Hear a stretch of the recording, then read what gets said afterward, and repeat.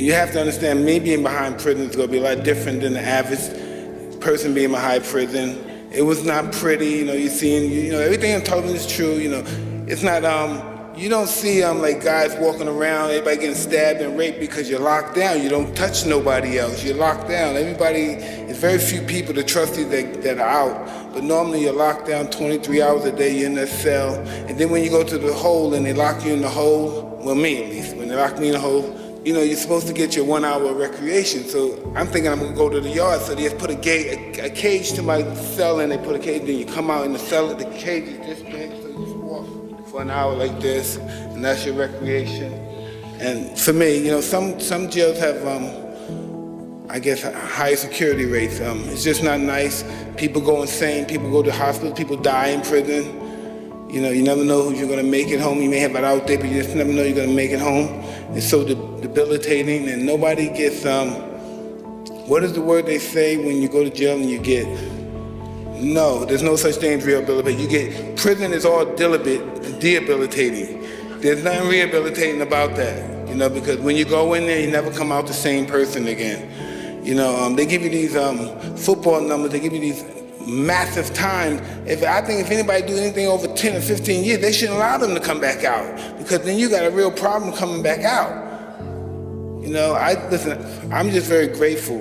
I'm very grateful I had a good life, and people liked me, and people gave me benefits and stuff, but that's not gonna happen to the average guy. That's not gonna happen. Know what's gonna happen to him when he gets angry and he throws a tantrum like I throw my tantrum? They're gonna come in the cell and they're gonna beat him to death. The goon squad's coming, they're gonna beat him to death. That's what's gonna happen. They're gonna put you in the hole, they're gonna put the holes on you, they're gonna beat you to death. And we living in 2015, and all this, this is something a nation of savages would look at as something that's a disgrace. And this is what we're doing in 2015. So listen, you have to understand, if you can't prepare them from going in there, because once they're in there, I was hearing a gentleman talk about, preventing them. Once you're in there, they're gonna put the whammy on you. Once you're in there, everything's gonna change. You have to prevent from going there. Once you're in there, it's almost a wrap. Some guys may become more articulated, more didactic, they read the books and have, and they're very articulate with their words, but they have their demons in there working. They have their demons, and it's really hard to release those demons once you're in that place. Mike, can you just talk about how you've changed your life, and for many of us in recovery, like my friend Gloria said, it's also the spiritual element, because this isn't about changing your mind, it's about changing your heart. And so, whether it's your love of your children, your faith, what is it that's brought about that change for you to live a more godly, holy life? I don't know, I'm capable of living a godly life. God to me is inconceivable to live a life of God. We can only study his life and hope to be able to be in the path of God. But to live a godly life is inconceivable to me. I just try to do the right thing, And not necessarily the right thing is probably the best thing, but I just try to do the right thing. I try to respect everybody and treat everybody the way I want to be treated. I don't have I don't care what you're black, white, Christian, I don't care what you are. The only thing I want is respect, because I give respect. That's the only reason why I want it. And I just realized that I wanted to change my life. I didn't like the way I was living my life. I wanted a different, I just wanted a better way of life. I just didn't want to be the guy that had it all outside but had nothing inside. And I realized all this recovery and sober thing and life in general is an inside job. If you're looking for happiness from out here, it's going to be disastrous. It's going to be, from my perspective. Maybe other people can get it, and I'm different. I'm a little screwed up because I know something's wrong up there. I have a real difficult situation receiving love and happiness from the outside and stuff, but it's all an inside job. It's all an inside job. All we know about God is what people tell us about God, what our mothers or fathers, what they tell us about God. I wasn't there when Moses split the Red Sea. I wasn't there when he got the commandments. When you look at, if you look at the internet, which we all look at, that Moses didn't exist. There's no artifacts about it, but I hope that story is true. What is your favorite restaurant in Jersey City?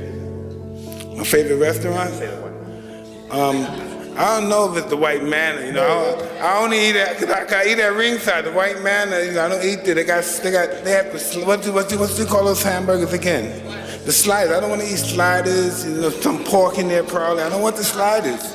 I don't want the sliders. I don't want the sliders. I like ringside. Tell me what you do with the kids at ringside.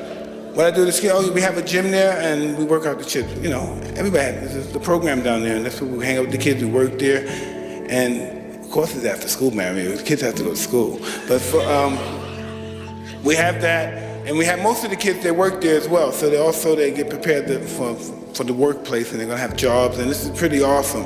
And it's really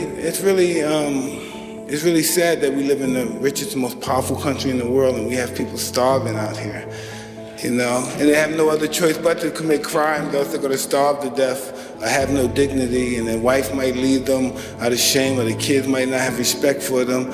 And I don't know, we can have a gang of these symposiums right here, but, you know, we need some action and work has to be done. All right, say something, Mayor. Say something, Governor. Yeah, but this is just what it is. We need something. We need work to be done. We're magnificent. No one talks better than us. No one is more loquacious than we are. No one speaks better than we are. You know, because I used to date somebody that was in what's that Koresh guy? Remember he had what's that? A Compound. You know the Compound when I used to date a girl that was in the Compound, and I said, did your guys recruit blacks? Did you have any blacks in the Compound? And she said, oh, well, yes, we had blacks. They're the ones that give the best recruiting. So I said, there's nobody can talk better than us, right? But we need some action. We just need to get some action. And Jersey City is a beautiful state, and this could be a beautiful country if we stop being elites and think we're better than other people and treat everybody like brothers and sisters. And this would be a wonderful place. But that's going to be a neat trick, you know, with the kind of people that we have running our country.